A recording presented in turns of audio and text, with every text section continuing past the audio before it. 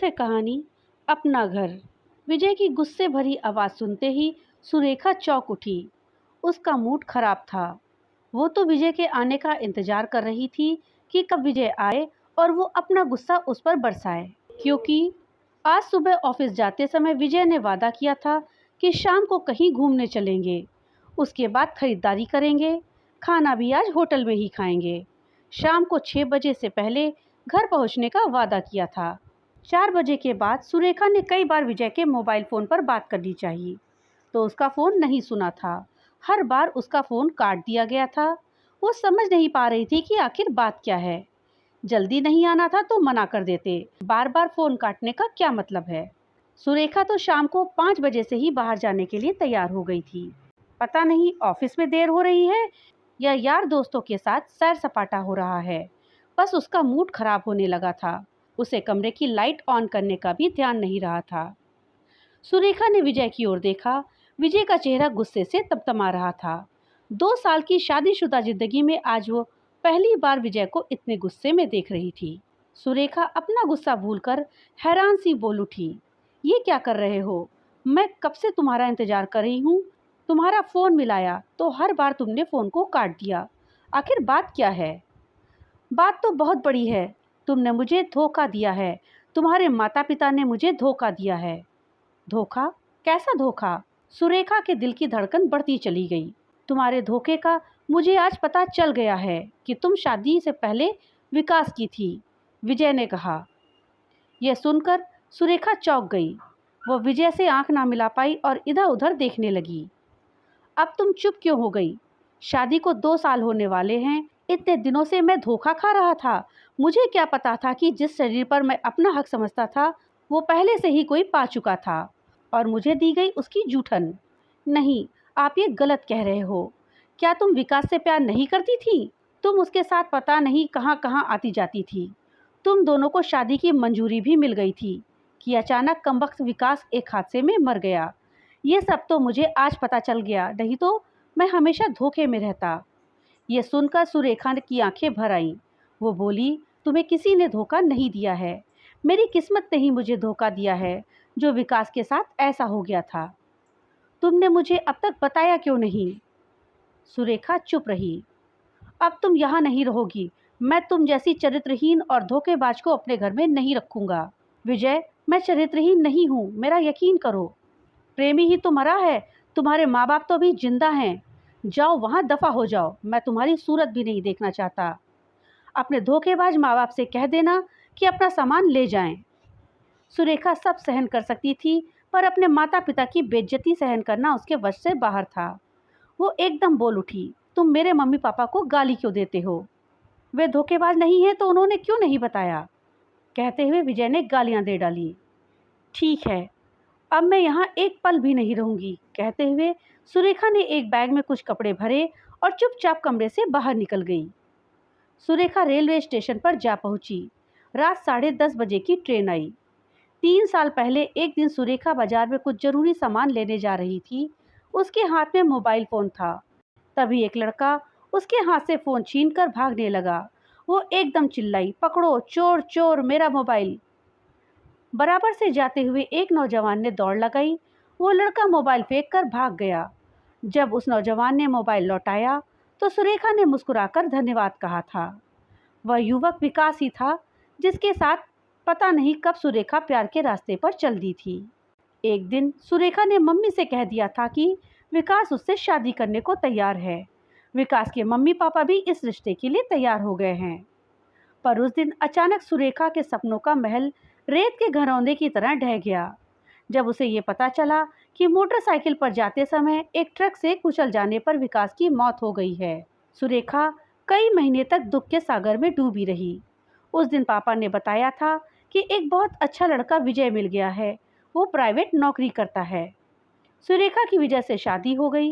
एक रात विजय ने कहा था, तुम बहुत खूबसूरत हो सुरेखा। मुझे तुम जैसी ही घरेलू और खूबसूरत पत्नी चाहिए थी। मेरे सपने सच हुए। जब कभी सुरेखा विजय की बाहों में होती तो अचानक ही एक विचार से कांप उठती थी कि अगर किसी दिन विजय को विकास के बारे में पता चल गया तो क्या होगा? क्या विजय उसे माफ कर देगा? नहीं, विजय तो कभी उसे माफ़ नहीं करेगा, क्योंकि सभी मर्द इस मामले में एक जैसे ही होते हैं। तब क्या उसे बता देना चाहिए? नहीं, वो खुद अपने पैरों पर कुल्हाड़ी क्यों मारे? आज विजय को पता चल गया, और जिस बात का उसे डर था वही हुआ। पर वो शक, नफरत और अनदेखी के बीच कैसे रह सकती थी? सुबह सुरेखा मम्मी पापा के पास जा पहुंची थी। सुरेखा के कमरे से निकल जाने के बाद भी विजय का गुस्सा बढ़ता ही जा रहा था। वो सोफे पर पसर गया। धोखेबाज, न जाने खुद को क्या समझती है वो। अच्छा हुआ आज पता चल गया, नहीं तो पता नहीं कब तक उसे धोखे में ही रखा जाता। 2-3 दिन में ही पास पड़ोस में सभी को पता चल गया। काम वाली बाई कमला ने साफ साफ कह दिया, देखो बाबूजी, अब मैं काम नहीं करूंगी। जिस घर में औरत नहीं होती वहां मैं काम नहीं करती। आप मेरा हिसाब कर दो। विजय ने कमला को समझाते हुए कहा, देखो, काम ना छोड़ो, 100-200 रुपए और बढ़ा लेना। नहीं बाबूजी, मेरी भी मजबूरी है, मैं यहाँ काम नहीं करूँगी। जब तक दूसरी काम वाली बाई ना मिले तब तक तो काम कर लेना कमला। नहीं बाबूजी, मैं एक दिन भी काम नहीं करूँगी, कहकर कमला चली गई। 4-5 दिन तक कोई भी काम वाली बाई ना मिली तो विजय के सामने बहुत बड़ी परेशानी खड़ी हो गई। सुबह घर व बर्तनों की सफाई, शाम को ऑफिस से थका सा वापस लौटता तो पलंग पर लेट जाता। उसे खाना बनाना नहीं आता था। कभी बाजार में खा लेता। दिन तो जैसे तैसे कट जाता, पर बिस्तर पर लेटकर जब सोने की कोशिश करता तो नींद आंखों से बहुत दूर हो जाती। सुरेखा की याद आते ही गुस्सा और नफरत बढ़ जाती। रात को देर तक नींद न आने के चलते विजय ने शराब के नशे में डूबकर सुरेखा को भूलना चाहा। वो जितना सुरेखा को भूलना चाहता वह उतनी ही याद आती। एक रात विजय ने शराब के नशे में मदहोश होकर सुरेखा का मोबाइल नंबर मिलाकर कहा, तुमने मुझे जो धोखा दिया है उसकी सजा जल्दी ही मिलेगी। मुझे तुमसे और तुम्हारे परिवार से नफरत है। मैं तुम्हें तलाक दे दूंगा। मुझे नहीं चाहिए एक चरित्रहीन और धोखेबाज पत्नी। अब तुम सारी उम्र विकास के गम में रोती रहना। उधर से कोई जवाब नहीं मिला। सुन रही हो या बहरी हो गई हो? विजय ने नशे में बहकते हुए कहा। ये क्या, आपने शराब पी रखी है? वहां से आवाज आई। हाँ, पी रखी है। मैं रोज पीता हूँ, मेरी मर्जी है। तू कौन होती है मुझसे पूछने वाली, धोखेबाज कहीं की। उधर से फोन बंद हो गया। विजय ने फोन एक तरफ फेंक दिया और देर तक बड़बड़ाता रहा। ऑफिस और पास पड़ोस के कुछ साथियों ने विजय को समझाया कि शराब के नशे में डूबकर अपनी जिंदगी बर्बाद मत करो। इस परेशानी का हल शराब नहीं है। पर विजय पर कोई असर नहीं पड़ा। वो शराब के नशे में डूबता चला गया। एक शाम विजय घर पर ही शराब पीने की तैयारी कर रहा था कि तभी दरवाजे पर दस्तक हुई। विजय ने बुरा सा मुंह बनाकर कहा, इस समय कौन आ गया मेरा मूड खराब करने को? विजय ने उठकर दरवाजा खोला तो चौंक उठा। सामने उसका पुराना दोस्त अनिल अपनी पत्नी सीमा के साथ था। आओ अनिल। अरे यार, आज इधर का रास्ता कैसे भूल गए? सीधे दिल्ली से आ रहे हो क्या? विजय ने पूछा। हाँ, आज ही आने का प्रोग्राम बना था। तुम्हें 2-3 बार फोन भी मिलाया पर बात नहीं हो सकी। आओ अंदर आओ, विजय ने मुस्कुराते हुए कहा। विजय ने मेज पर रखी शराब की बोतल, गिलास और खाने का सामान वगैरह उठाकर एक तरफ रख दिया। अनिल और सीमा सोफे पर बैठ गए। अनिल और विजय अच्छे दोस्त थे, पर वो अनिल की शादी में नहीं जा पाया था। आज पहली बार दोनों उसके पास आए थे। विजय ने सीमा की ओर देखा तो चौंक गया। 3 साल पहले वो सीमा से मिला था आगरा में। जब अनिल और विजय लाल किला में घूम रहे थे, एक बूढ़ा आदमी उनके पास आकर बोला, बाबूजी, आगरा घूमने आए हो? हाँ, अनिल ने कहा। कुछ शौक रखते हो? बूढ़े ने कहा। वे दोनों चुपचाप एक दूसरे की तरफ देख रहे थे। बाबूजी, आप मेरे साथ चलो, बहुत खूबसूरत है, उम्र भी ज़्यादा नहीं है, बस कभी कभी आप जैसे बाहर के लोगों को खुश कर देती है, बूढ़े ने कहा। वे दोनों उस बूढ़े के साथ एक पुराने से मकान में पहुंच गए। वहां तीखे नैन नक्श वाली सांवली से एक खूबसूरत सी लड़की बैठी थी। अनिल उस लड़की के साथ कमरे में गया था, पर वो नहीं। वो लड़की सीमा थी, अब अनिल की पत्नी। क्या अनिल ने देह बेचने वाली उस लड़की से शादी कर ली? पर क्यों? ऐसी क्या मजबूरी हो गई थी जो अनिल को ऐसी लड़की से शादी करनी पड़ी? भाभी जी दिखाई नहीं दे रही हैं? अनिल ने विजय से पूछा। वो मायके गई है। विजय के चेहरे पर नफरत और गुस्से की रेखाएं फैलने लगीं। तभी तो जाम की महफिल सजाए बैठे हो यार। तुम तो शराब से दूर भागते थे, फिर ऐसी क्या बात हो गई कि? ऐसी कोई बात नहीं, बस वैसे ही पीने का मन कर रहा था, सोचा कि 2 पैग ले लूं। विजय उठता हुआ बोला, मैं तुम्हारे लिए खाने का इंतजाम करता हूँ। अरे भाई, खाने की तुम चिंता मत करो, खाना सीमा बना लेगी और खाने से पहले चाय भी बना लेगी। रसोई के काम में बहुत कुशल है ये, अनिल ने कहा। विजय चुप रहा, पर उसके दिमाग में यह सवाल घूम रहा था कि आखिर अनिल ने सीमा से शादी क्यों की। सीमा उठकर रसोई में चली गई। विजय ने अनिल को सब कुछ सच बता दिया। उसने सुरेखा को घर से क्यों निकाला। अनिल ने कहा, पहचानते हो अपनी भाभी सीमा को? हाँ, पहचान तो रहा हूँ, पर क्या यह वही है जब आगरा में हम दोनों घूमने गए थे? हाँ विजय, ये वही सीमा है। उस दिन आगरा के उस मकान में वो बूढ़ा ले गया था। मैंने सीमा में पता नहीं कौन सा खिंचाव और भोलापन पाया कि मेरा मन उससे बातें करने को बेचैन हो उठा था। मैंने कमरे में अपने पलंग पर बैठते हुए पूछा था, तुम्हारा नाम? यह सुनकर वो बोली थी, क्या करोगे जानकर? आप जिस काम से आए हो वो करो और जाओ। तब मैंने कहा था, नहीं, मुझे उस काम में इतनी दिलचस्पी नहीं है, मैं तुम्हारे बारे में जानना चाहता हूँ। वो बोली थी, मेरे बारे में जानना चाहते हो? मुझसे शादी करोगे क्या? उसने मेरी ओर देखकर कहा था। तो मैं एकदम सकपका गया था। मैंने उससे पूछा था, पहले तुम अपने बारे में बताओ ना। उसने बताया था कि मेरा नाम सीमा है, वो मेरा चाचा है जो आपको यहाँ लेकर आया है। आगरा में एक कस्बा फतेहाबाद है, हम वहीं के रहने वाले हैं। मेरे माता पिता की एक बस हादसे में मौत हो गई थी। उसके बाद मैं चाचा चाची के घर रहने लगी। मैं 12वीं में पढ़ रही थी तो एक दिन चाचा ने आगरा लाकर मुझे इस काम में ढकेल दिया।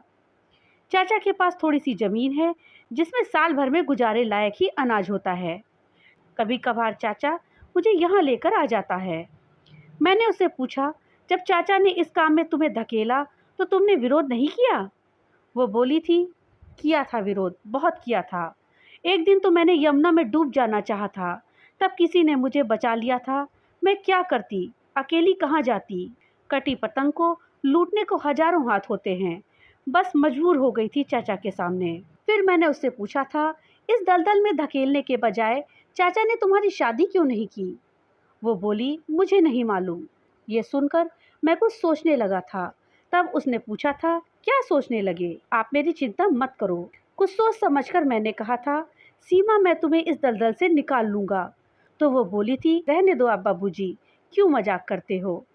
लेकिन मैंने ठान लिया था कि मैंने उससे कहा था, यह मजाक नहीं है, मैं तुम्हें ये सब नहीं करने दूंगा, मैं तुमसे शादी करूंगा। सीमा के चेहरे पर अविश्वास भरी मुस्कान थी। एक दिन मैंने सीमा के चाचा से बात की। एक मंदिर में हम दोनों की शादी हो गई। मैंने कभी सीमा को उसकी पिछली जिंदगी की याद नहीं दिलाई। वो मेरा कितना उपकार मानती है कि मैंने उसे ऐसे दलदल से बाहर निकाला जिसकी उसने सपने में भी उम्मीद नहीं की थी। यह सुनकर विजय हैरान रह गया। वो अनिल की ओर एकटक देखता रहा। न जाने कितने लोग सीमा के जिस्म से खेले होंगे। आखिर ये सब कैसे सहन कर गया अनिल? क्या अनिल के सीने में दिल नहीं है? अनिल के सामने कोई मजबूरी नहीं थी, फिर भी उसने सीमा को अपनाया। अनिल ने कहा, यार, भूल तो सभी से होती है, कभी किसी को माफ़ भी करके देखो। भूल की सज़ा तो कोई भी दे सकता है, पर माफ़ करने वाला कोई कोई होता है। किसी गिरे हुए को ठोकर तो सभी मार सकते हैं, पर उसे उठाने वाले 2 हाथ किसी किसी के होते हैं। तभी सीमा एक ट्रे में चाय के कप और कुछ खाने का सामान लेकर आई और बोली, चाय लीजिए। विजय सकपका गया। वो सीमा से आंखें ही नहीं मिला पा रहा था। वो खुद को बहुत छोटा सा महसूस कर रहा था। उसे लग रहा था कि सचमुच उसने सुरेखा को घर से निकालकर बहुत बड़ी भूल की थी। शक के जाल में वो बुरी तरह उलझ गया था। आज उस जाल से बाहर निकलने के लिए छटपटाहट होने लगी। उसे खुद से ही नफरत हो रही थी। विजय चुपचाप चाय पी रहा था। अनिल ने कहा, अब ज़्यादा ना सोचो, कल ही जाकर तुम भाभी जी को ले आओ। सबसे पहले यह शराब उठाकर बाहर फेंक देना। भाभी जी के आने के बाद तुम्हें इसकी ज़रूरत नहीं पड़ेगी। शराब तुम्हें खोखला और बर्बाद कर देगी। भाभी की याद में जलने से ज़िंदगी दुभर हो जाएगी। जिसका हाथ थामा है उसे शक के अंधेरे में इस तरह भटकने के लिए ना छोड़ो। कुछ त्याग करके भी देखो यार। वैसे भी इसमें भाभी जी की जरा भी गलती नहीं है। विजय को लग रहा था कि अनिल ठीक ही कह रहा है। वो एक भूल तो कर चुका है कि सुरेखा को घर से निकालकर, अब तलाक लेने की दूसरी भूल नहीं करेगा। कुछ ही दिनों में उसका और उसके घर की क्या हालत हो गई है। अभी तो जिंदगी का सफ़र बहुत लंबा है। हम 4 दिन बाद लौटेंगे तो भाभी जी से मिलकर जाएंगे, अनिल ने कहा। विजय ने मोबाइल फ़ोन का स्विच ऑन किया और दूसरे कमरे में जाता हुआ बोला, मैं सुरेखा को फ़ोन करके आता हूँ। अनिल और सीमा ने मुस्कुराकर एक दूसरे की ओर देखा। विजय ने सुरेखा को फ़ोन मिलाया। उधर से सुरेखा बोली, हेलो, कैसी हो सुरेखा? विजय ने पूछा। मैं ठीक हूँ। कब भेज रहे हो तलाक के कागज़? सुरेखा, तलाक की बात ना करो। मुझे दुख है कि उस दिन मैंने तुम्हें घर से निकाल दिया, फिर फ़ोन पर ना जाने क्या क्या कहा। मुझे उस भूल का बहुत पछतावा है। पीकर नशे में बोल रहे हो क्या? मुझे पता है कि अब तुम रोज़ शराब पीने लगे हो। नहीं सुरेखा, अब मैं नशे में नहीं हूँ। मैंने आज नहीं पी है। तुम्हारे बिना यह घर अधूरा है। अपना घर संभाल लो। मैं तुम्हें लेने कल आ रहा हूँ। उधर से सुरेखा का कोई जवाब नहीं मिला। सुरेखा, तुम चुप क्यों हो? सुरेखा के रोने की आवाज़ सुनाई दी। नहीं सुरेखा, नहीं, अब मैं तुम्हें रोने नहीं दूंगा। मैं कल ही आकर मम्मी पापा से माफ़ी मांग लूँगा। बस एक रात की बात है, मैं कल शाम तक तुम्हारे पास पहुँच जाऊँगा। मैं इंतज़ार करूँगी। उधर से सुरेखा की आवाज़ सुनाई दी। विजय ने फ़ोन बंद किया और अनिल और सीमा को यह सूचना देने के लिए मुस्कुराता हुआ उनके पास आ गया। तो दोस्तों, अभी आप सुन रहे थे कहानी अपना घर। कहानी आपको कैसी लगी, हमें कमेंट बॉक्स में लिख करके ज़रूर बताइएगा। अगर कहानी अच्छी लगी हो तो लाइक और ज़्यादा से ज़्यादा शेयर करिएगा। और हाँ, अगर चैनल पे नए आए हैं तो चैनल को सब्सक्राइब करना मत भूलिएगा। तो मिलते हैं अगली नई कहानी के साथ। तब तक के लिए बाय बाय।